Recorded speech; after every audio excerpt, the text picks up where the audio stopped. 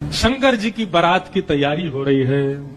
अप्सराएं गान करने लगी, डुमडुमियां बजने लगी, सहनाइयां बजने लगी, मंगल वाद्य बजने लगे। देवताओं ने अपने अपने वाहन सजा लिए, सब तैयारी करने लगे। बोले महाराज सब चलो, महादेव की बारात जाएगी। भगवान विष्णु पधारे। एक तो पहले से ही इतने सुंदर और बारात में जाने के लिए और सुंदर बनकर के आए। शंख चक्र गदा पद्म लेकर के भगवान नारायण आए। आहा, देख करके सब बलैया लेने लगे, कितने सुंदर। ब्रह्मा जी चतुर्मुख, चारों का श्रृंगार करके आए और सुंदर। इंद्र भी आए, सब देवी देवता सब पधारे। लेकिन तभी सबने पूछा, बोले कि दुल्हा राजा कहां हैं? बोले अभी भी शमशान में ही बैठे हैं। कुछ नहीं महाराज, बागंबर लपेटे, हाथ की तकिया लगाए पौड़े हुए हैं दुल्हा महाराज। तो भगवान विष्णु ने जाकर के कहा, बोले आज आपका ब्याह होना है, नेक्स्ट सज सवर लो, थोड़ा स्नान ध्यान करके नेक्स्ट शुद्ध है जाओ, बढ़िया सी कोई अचकन पहन लो, सहरा पहन लो, सिर पर पाग वाग पहन के तैयार रह के चलो, ब्याह होना है आपका।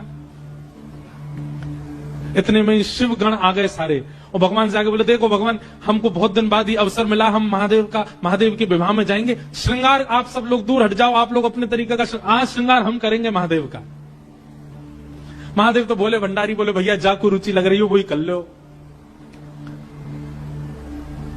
भगवान विष्णु ने शंकर जी का हाथ पकड़ा, बोले एकांत में आओ, आपसे कुछ बात करनी है। शंकर जी एकांत में गए। इतने भोले हैं शंकर जी। भगवान नारायण बोले, देखो ये विवाह हो रहा है, विवाह में मजाक आदि होते रहते हैं, इसलिए बुरा मत मान जाना बात का। शंकर जी बोले, हम तो कोई बुरा मानते नहीं। बोले क्यों? कामदेव आया था, आपने तीसरा नेत्र खोल करके उसको ध्वस्त कर दिया, भस्म कर दिया। कहीं पता चली सारी सरेज ने कोई ने मजाक कर दी, सोई तीसरा नेत्र खुल गए, जल के राख हो जाएंगी साली सरेज, ये सब मत करना। विवाह का माहौल है, थोड़ी बहुत मजाक वजाक हो तो सहन कर लेना। वैसे तो आप सहन करते हैं, लेकिन आपके गण कभी कभी उत्तेजित हो जाते हैं, इनको सबको संभालना। और बाकी हम सब चल ही रहे हैं, सब संभालेंगे। शंकर जी बोले, मजाक होता है वहां पे? ससुराल में मजाक करते हैं दामाद के साथ?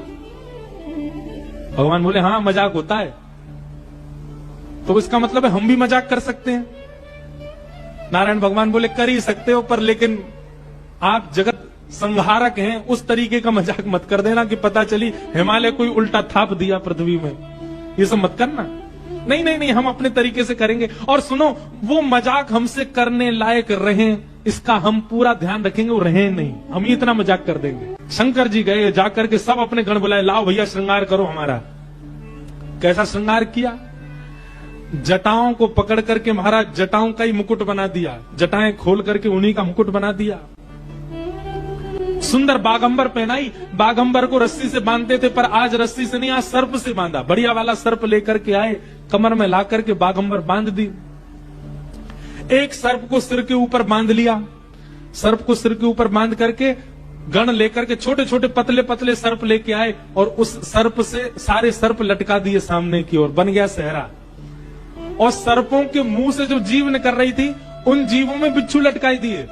तो जैसे जुबिया होती है ना, पतले पतले पुष्प और नीचे नीचे गुच्छे, तो ऐसे पतले पतले पुष्पों में तो छोटे छोटे सर्प, और नीचे गुच्छों में बड़े बड़े बिच्छू लटक रहे हैं।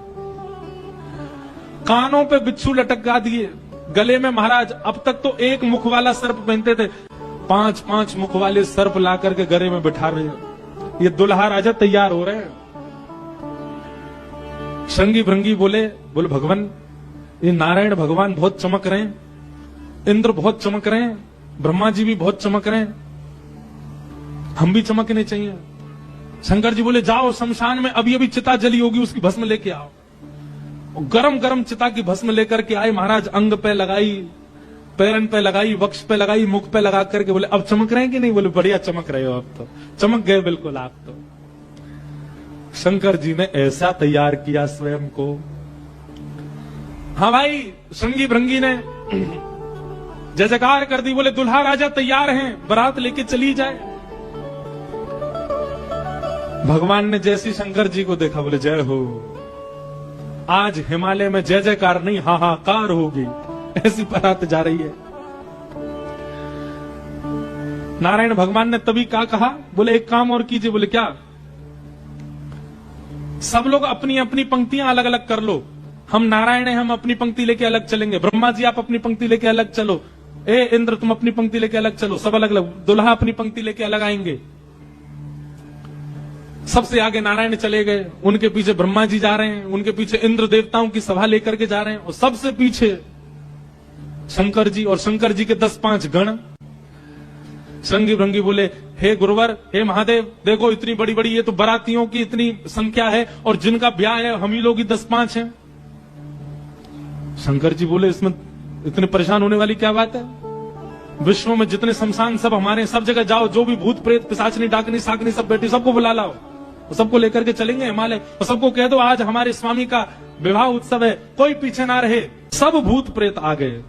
कैसे कैसे भूत प्रेत आए?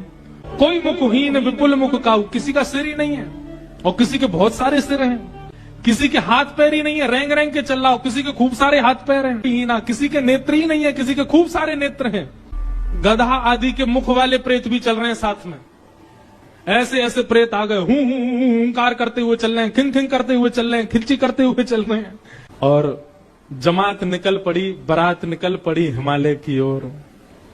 आहा, हो आई शंकर की बरतिया हिमाचल नगरी, हो आई शंभू की बरतिया हिमाचल नगरी, हो आई शंभू की बरतिया हिमाचल नगरी, हो आई शंभू की बरतिया हिमाचल नगरी।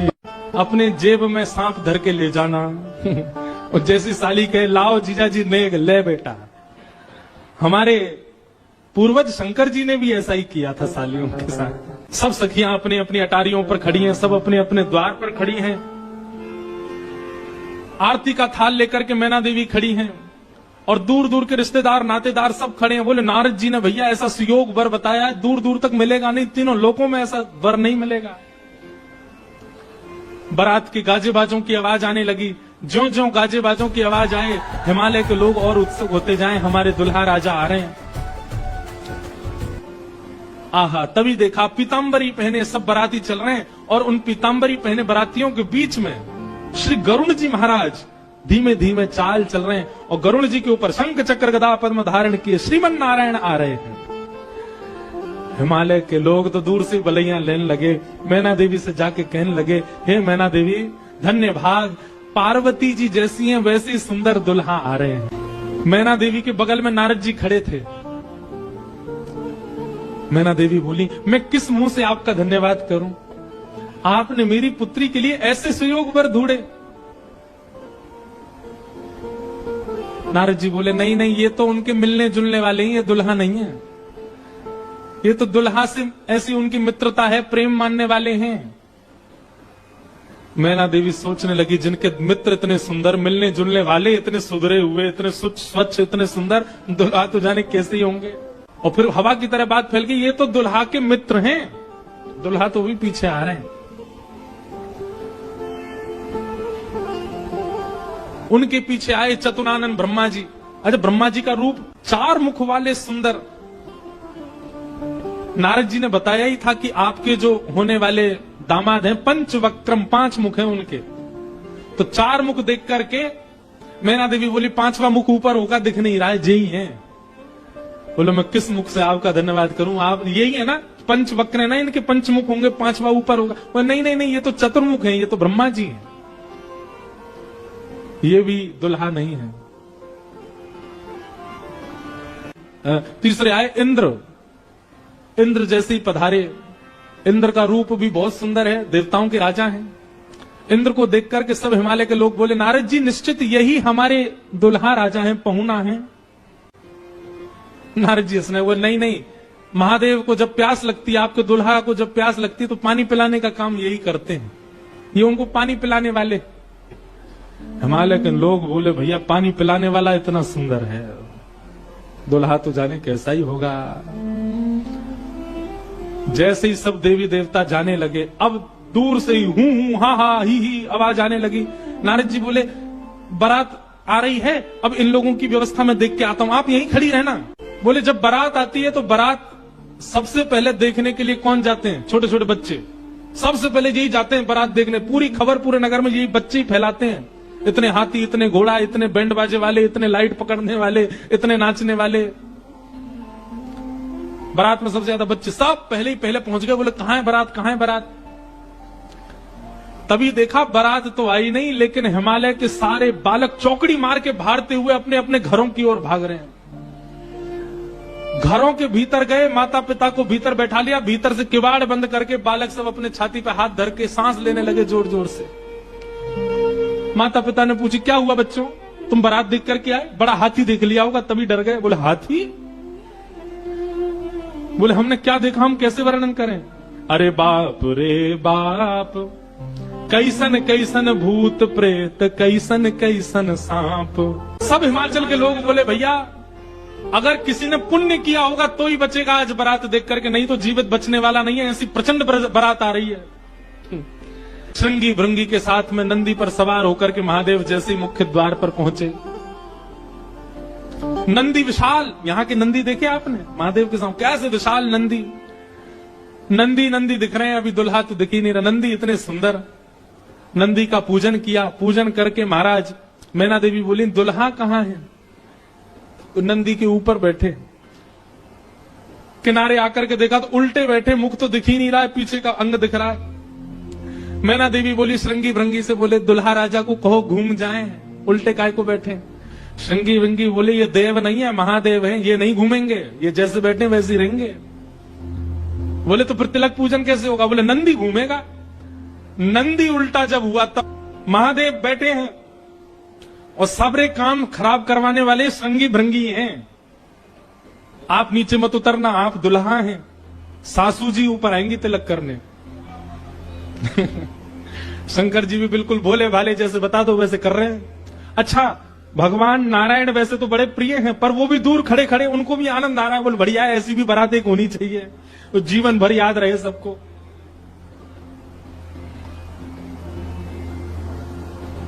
मैना देवी बोली नारद जी ने बताया निश्चित ही श्रेष्ठ ही होंगे, दुनिया के लोग तो पुष्प के श्रृंगार इनने सर्प के किए, सुंदरता ज्यादा है हमारे दामाद की, इसलिए सर्प से ढक रखे नजर नहीं लगे। श्रृंगी भृंगी से कही नेक तो कहो दुल्हा मुखमंडल दिखाए।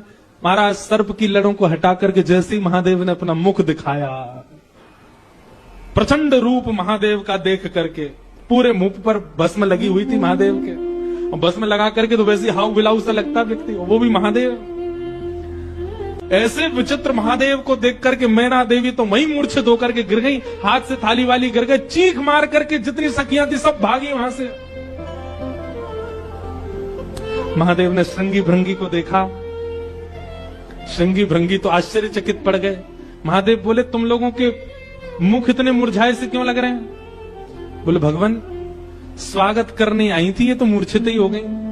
महादेव बोले सब नगरों के अपने अपने रिवाज हैं, यहां मूर्छित होना ही रिवाज होता होगा, दुल्हा को देखते ही सासू मां मूर्छित हो जाती, यही रिवाज होगा। चलो अपने जनवासे में चलें। और जनवासा कहां है? शमशान घाट। जनवासा बनवाया था लेकिन वहां नहीं गए, जहां पर जा सारी बारात वहीं पर जाएगा दूल्हा, और सारी बारात कहां है? वो तो शमशान में। शमशान में जाकर के दूल्हा राजा बैठ गए और बार बार श्रृंगी भृंगी से कहे कोई कमी तो नहीं? बोले नहीं बहुत बढ़िया है, सब बिल्कुल बढ़िया है।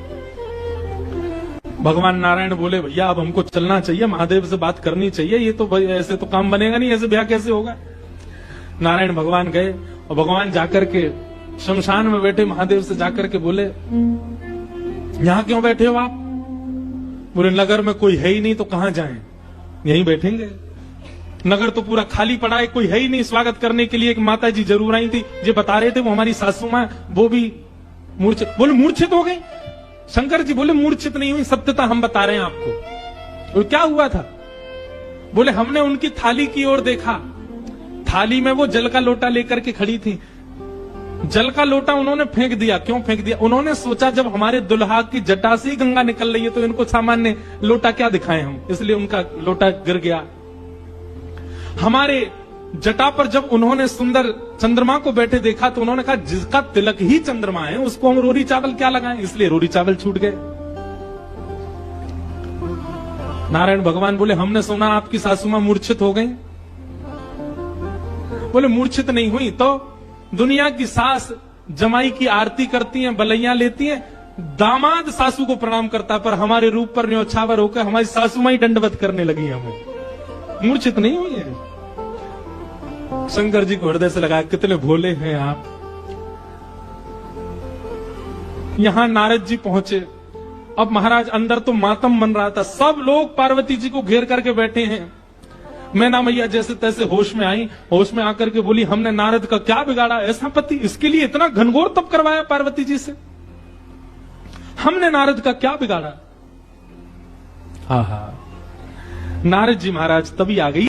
नारद जी आकर के समझाने लगे और मैना मैया से कह रहे हैं, क्या मैया, मुझे अभी अभी सत्य पता चला, मुझे ऋषियों ने बताया, मुझे भगवान ने बताया ये सत्य, क्योंकि मैं स्वयं आश्चर्यचकित था। इतनी सुंदर के लिए महादेव पता, मैंने पहले तो बता ही दिया था कि आपके दामाद कैसे होंगे, आप इसमें कुछ सहायक नहीं है। आपकी पुत्री जो है ये साक्षात जगदम्बा है, साक्षात भवानी है, ये साक्षात सती रूपा है। पहले यही सती रूप बनकर के आई थी, महादेव की अर्धांगिनी बनी, किसी कारण से इनको देह त्याग करना पड़ा, और देह त्याग करते समय इन्होंने ही हरि से मांगा था कि जन्म जन्म शिव पद अनुरागा, और उसी कारण से ये पार्वती बनकर के आई है। मेरे और आपके चाहने से विवाह नहीं हो रहा है, ये भवानी, और भवानी सदा शिव की होती हैं।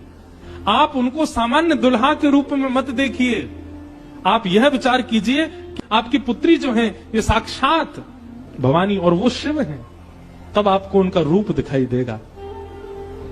पूरी कथा बताई और सब बात सुनकर के, नारद जी के सुंदर वचनों को सुनकर के हिमाचल और मैना देवी अब पार्वती जी के चरण वंदन करने लगे। हम तो पहचान ही नहीं पाए कि हमारे कुल में साक्षात भवानी प्रकट हुई हैं। जब दुल्हा के रूप में महादेव को देखा तो सब भयभीत होकर के भाग गए थे, लेकिन अब सब साक्षात महादेव के रूप में जब सब देखा तो सबके हृदय में हर्ष होने लगा, सबके मन में आनंद होने लगा, सब अपना सौभाग्य माने लगे।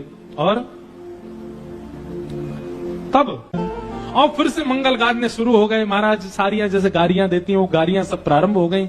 महादेव का सविधिवत पूजन आदि हुआ। अब मैना देवी ने जाकर के जब महादेव को देखा तो महाराज उनकी सुंदरता के आगे तो सब फीके लगने लगे।